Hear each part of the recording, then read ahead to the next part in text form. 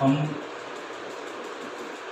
इससे पहले हमने जो वीडियो बनाया था उसमें हमने ऋग्वैदिक कालीन सामाजिक अर्थव्यवस्था पे और राजनीतिक व्यवस्था पे थोड़ी बहुत चर्चा की थी। आज उसी को पूर्ण करने के लिए मैं ये फिर वीडियो बना रहा हूँ और यह बीए पार्ट फर्स्ट ईयर के हिस्ट्री और सब्सिडरी दोनों के छात्रों के लिए, हिस्ट्री के ऑनर्स और सब्सिडरी दोनों छात्रों के लिए उपयोगी होगा। उम्मीद करते हैं आप लोगों को पसंद भी आएगा। तो हमने बात की थी कि ऋग्वेद का जो दशम मंडल है उसके पुरुष सूक्त में कहीं ना कहीं हम 4 ब्राह्मण, क्षत्रिय, वैश्य और शूद्र इसकी विस्तृत जानकारी मिलती है। अब शूद्र कौन थे, ये एक सवाल हमारे मन में या आपके भी मन में, जो ऋग्वैदिक आर्यंस के साथ या आर्यंस जो आए उसका हिस्सा तो नहीं थे, लेकिन बाद में वो कैसे जुड़ गए और उनकी क्या स्थिति थी समाज में, आर्यन समाज में, ये जानने की भी कोशिश करेंगे। और उसके बाद फिर हम महिलाओं की स्थिति क्या थी उसको डिस्कस करेंगे। तो शूद्रों के बारे में अगर देखा जाए तो ये मेनली हमने इससे पहले भी कहा था, पहले वीडियो में भी कहा था कि वो हिस्सा था जो अनार्य थे, और वो अनार्य कहीं ना कहीं अनार्यों का अगर वर्णन ऋग्वेद में देखा जाए तो वो औरत, अक्रतु, अदेवु के रूप में दिखाई देता है। अर्थात कहने का मतलब यह है कि जो अश्वमेध यज्ञ जो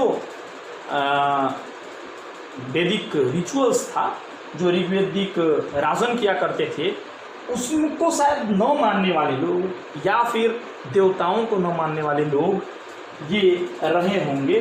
दास और दस्यु का बहुत कई जगहों पे प्रयोग मिलता है और दास और दस्युओं के बारे में एक बहुत विस्तृत वर्णन कहीं ना कहीं उनकी आकृति को लेकर मिलता है और आकृति के आधार पर भी उनकी व्याख्या मिलती है। और ऐसा मिलता है कि उनकी सिर चपटी और चेहरा छोटा, आकार में वो काफ़ी छोटे कद के हुआ करते थे।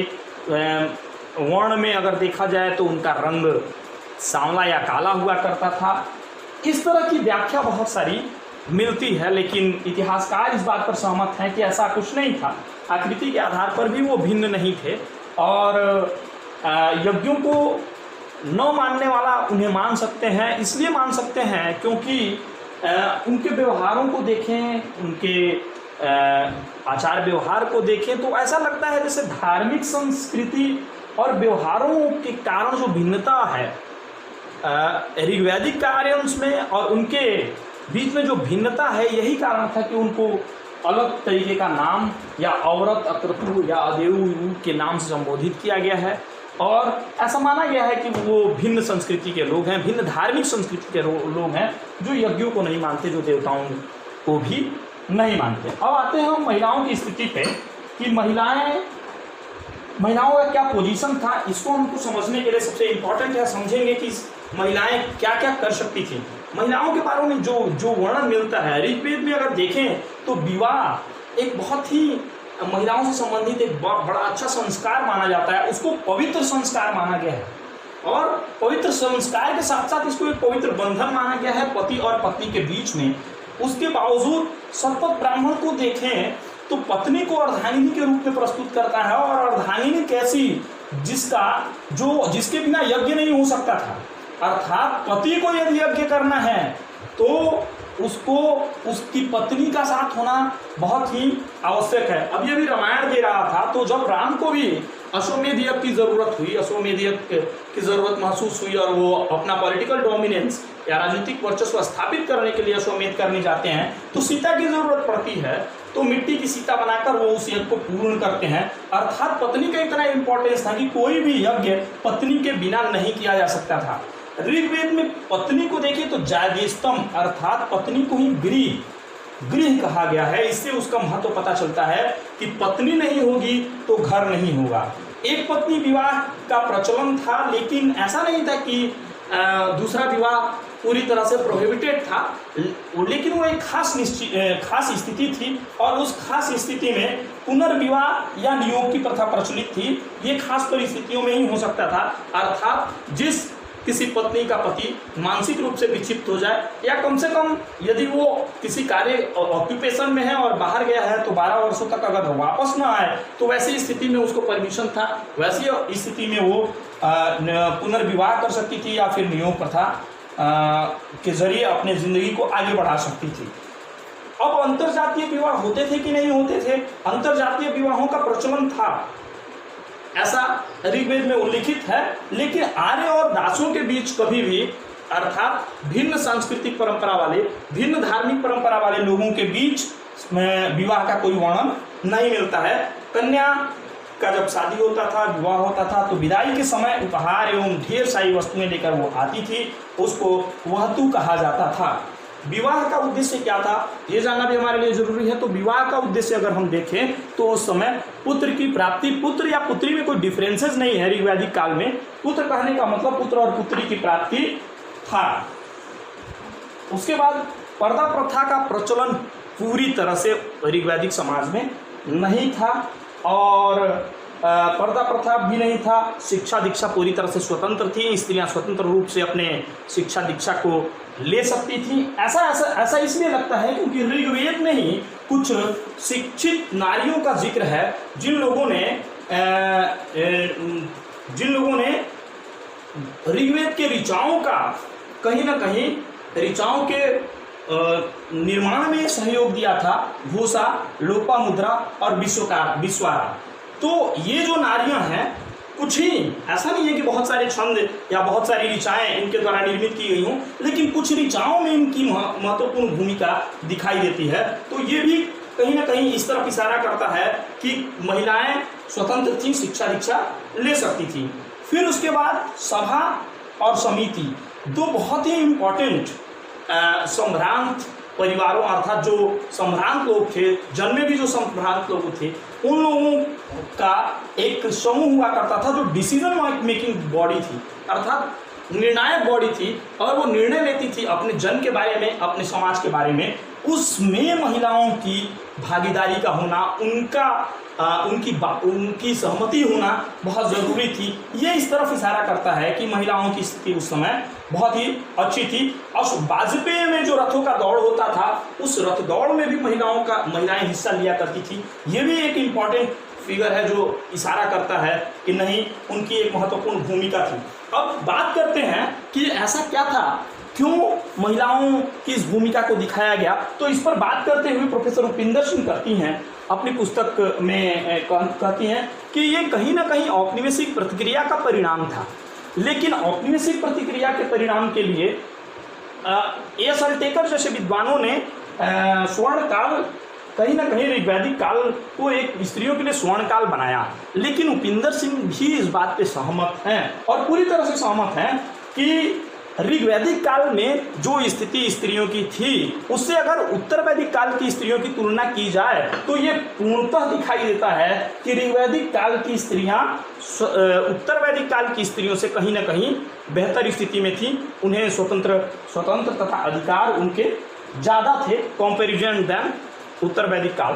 तो ये एक तरफ से इशारा है कि जो बाद की स्थिति है, उस समय स्थिति जो खराब हुई, वो कहीं ना कहीं ऋग्वैदिक काल के आदर्शों को छोड़ देने के कारण हुई, और स्त्रियों में जो पर्दा प्रथा और जो उनकी स्थिति काफ़ी डेटोरिएट हुई, वो लेटर वैदिक काल में दिखाई देता है। उस पर हम डिस्कस बाद में करेंगे। फिर ऋग्वैदिक काल में क्या कार्य था? भोजन बनाना तो कार्य ही था, शिक्षा दीक्षा कार्य था, सभा समिति में भाग लेना इनका प्रमुख कार्य हुआ करता था। फिर अब आते हैं फूड हैबिट्स क्या क्या थे ऋग्वैदिक काल के समाज के लोगों का। दो प्रकार का भोजन बनाना उनका कार्य था, तो मांसाहारी और शाकाहारी दोनों प्रकार का भोजन वो पकाती है। मांसाहारी भोजन में थोड़ा एक बड़ा डिबेट है, क्योंकि डी.एन. झा ने जो शुरू किया द मीथ ऑफ हिंदू होलिकाई, उसमें वो कहते हैं कि गायों का वध अतिथियों के लिए किया जाता था, और बाद में जो कृषि संस्कृति विकसित हुई उसमें गायों के वध, उसके कारण कहीं ना कहीं गायों का वध रुका। लेकिन क्योंकि आयरन टेक्नोलॉजी आई और उसके कारण कृषि का प्रोडक्शन बढ़ा, और कृषि में जो महत्ता है उसके कारण कहीं ना कहीं ऐसा हुआ। लेकिन ये पूरी तरह से इस बात पर सहमति इतिहासकारों में नहीं है कि गायों का वध किया जाता था।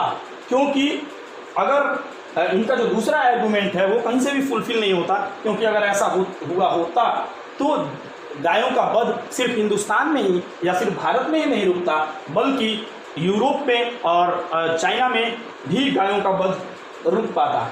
अब फूड हैबिट्स पे बात करें तो गाय पूरी तरह से, लेकिन एक खास क्षेत्र में पाए जाने वाले गाय के सदृश से कुछ जीव जंतु रहे होंगे, जिसका रेफरेंस डी.एन. झा महोदय देते हैं। ये पूरे संपूर्ण भारत में प्रचलित हो ऐसा बिल्कुल भी नहीं था, और इस बात पर सहमति इतिहासकारों में नहीं है।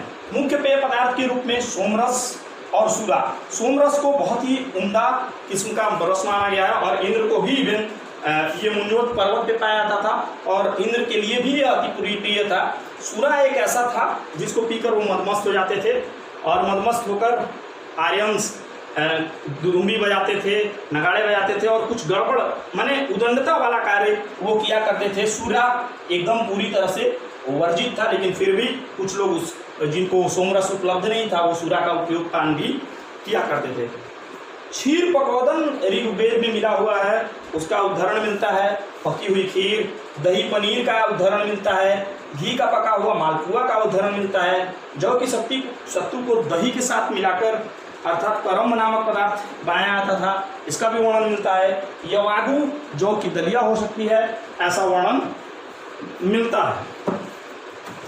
अब हम बात करेंगे धर्म की, क्योंकि सामाजिक आर्थिक स्थिति को हमने देखा कि बहुत जटिल सामाजिक आर्थिक स्थिति नहीं थी। ऋग्वैदिक समाज बहुत ही सामाजिक आर्थिक रूप से एक सरल समाज था, जहाँ पशुचारण के साथ साथ कृषि के साथ साथ फूड हैबिट्स और महिलाओं की स्थिति बड़ी सशक्त दिखाई देती है।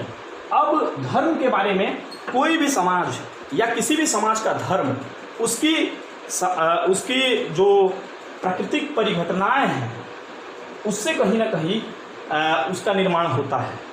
हर समाज अपने आसपास के ज्योग्राफी भूगोल, अपने नदियों, अपने आसपास की जो घटनाएं हैं, प्राकृतिक परिघटनाएं हैं, उनसे कहीं ना कहीं उनकी निर्मित होती है। ऐसा प्रोफेसर उपिंदर सिंह का भी मानना है, और प्रोफेसर उपिंदर सिंह भी कहती हैं कि प्राकृतिक बहुदेववाद की संकल्पना उस समय थी, अर्थात ऋग्वैदिक आर्यंस के जो देवता हैं वो देवता विभिन्न परिघटनाओं का प्रतिनिधित्व करते हैं। महावन और सोमरस बहुत ज़्यादा प्रिय बताया गया था। अब इंद्र पे बात करते हैं कि इंद्र कौन से थे। इंद्र ने 250 बार इंद्र का वर्णन मिलता है ऋग्वेद में। यह युद्ध के देवता थे और इनको पुरंदर भी कहा जाता है। बाद में चलकर मनुष्य सदृश हो जाते हैं। शुरुआत में इनको एक देवता वर्षा और वज्र दो देवताओं के रूप में परिभाषित किया गया है। इंद्र का वर्णन 250 बार आता है ऋग्वेद में, ये हम याद रखेंगे। फिर इंद्र के बाद जो सबसे महत्वपूर्ण देवता थे वो अग्नि थे। अग्नि का वर्णन अगर हम देखें तो 200 बार आता है, और अग्नि को मध्यस्थ देवता के रूप में माना जाता है, अर्थात अग्नि मानव और देवता के बीच मध्यस्थ की भूमिका निभाते थे। हवन एक माध्यम था जिसके माध्यम से कोई भी मानव देवता से कम्युनिकेट कर सकता था, संप्रेषण कर सकता था, उनसे कुछ बातचीत कर सकता था। वरुण की बात करें तो वरुण को ऋतस्य गोपा कहा गया है। ऋतस्य अर्थात ऋत मतलब नियम के आधार पर सृजन करने वाला, नियम के आधार का पालन कर और भी लोगों से पालन करवा कर समाज को आगे बढ़ाने वाला। वरुण को आकाश, पृथ्वी तथा सूर्य का निर्माता भी माना जाता है। सूर्य को कहा जाता है कि ये द्यौ के पुत्र थे, और द्यौ कौन थे? वो एक आकाश देवता के रूप में द्यौ का वर्णन मिलता है। ठीक है। अब वरुण को ऋतस्य गोपा कहा गया है। अश्विन को देखा जाए तो वो युद्ध और प्रजनन के देवता के रूप में, अर्थात प्रजनन के देवता, संतति के देवता के रूप में अश्विन को प्रस्तुत किया गया है। विष्णु को हितकारी देवता के रूप में प्रस्तुत किया गया है, अर्थात वेलफेयरिस्ट डाइटीज थे, लोगों के कल्याण के लिए उन्हें बार बार जन्म लेना पड़ता है। साथ ही इसका वर्णन कहाँ मिलता है विष्णु के बारे में? तो ऋग्वेद में 3 पदों में पूरी पृथ्वी को मापने का जो व्याख्यान है वो भी हमको ऋग्वेद में मिलता है, जो विष्णु के बारे में जानकारी देता है। मरुत को देखा जाए तो मरुत को रुद्र का पुत्र माना जाता है। रुद्र को ऐसा माना जाता है कि वो वर्षा के और तूफान के पहले देवता थे। बाद में मरुत वर्षा और तूफान के देवता हो जाते हैं, जो उनके पुत्र थे। फिर उषा के लिए स्पेशल 20 ऋचाएँ, उषा के लिए स्पेशल 20 ऋचाएँ ऋग्वेद में वर्णित है, जो ये बताती हैं कि उषा का भी महत्व था और एक फीमेल डाइटी के रूप में उषा का वर्णन मिलता है। सिर्फ उषा ही नहीं, सविता, अदिति इत्यादि का वर्णन भी फीमेल डाइटी के रूप में मिलता है, अर्थात देवताओं में भी कहीं न कहीं महिला देवताओं की भी भूमिका थी।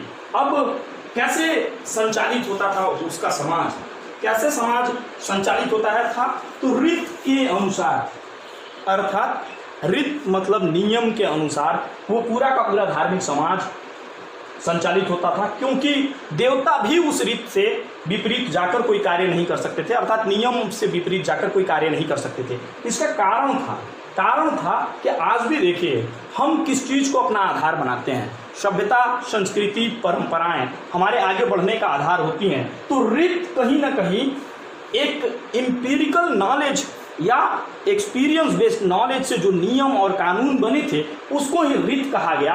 और इसका वर्णन बड़ा अच्छा देखने को मिलता है जब यम अपनी यमी बहन से कहता है कि रीत अर्थात नियम के अनुसार ही हम किसी भी कार्य को कर सकते हैं, और यदि हम रीत के अनुसार उस कार्य को नहीं करेंगे तो वरुण महाराज अप्रसन्न होंगे और हमें दंड भी दे सकते हैं। अर्थात रीत का नियम का अनुपालन न करने वाले के लिए दंड का भी विधान था, और दंड के विधान से कहीं ना कहीं एक डर लोगों में बना हुआ था कि हमें रीत के अनुसार पालन करना है।